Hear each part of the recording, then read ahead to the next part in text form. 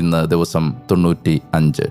ഇന്നത്തെ വചനവായനയുടെ പാഠങ്ങൾ ന്യായാധിപന്മാരുടെ പുസ്തകം 19, 20, 21 അധ്യായങ്ങൾ.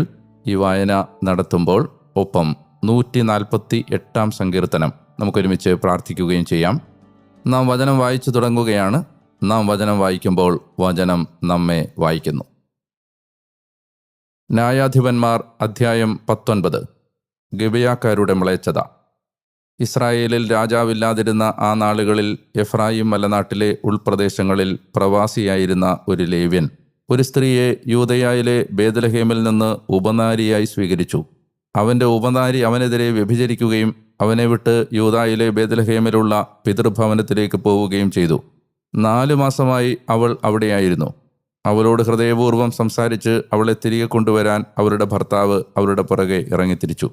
അവൻ്റെ കൂടെ വേലക്കാരനും ഒരു ജോഡി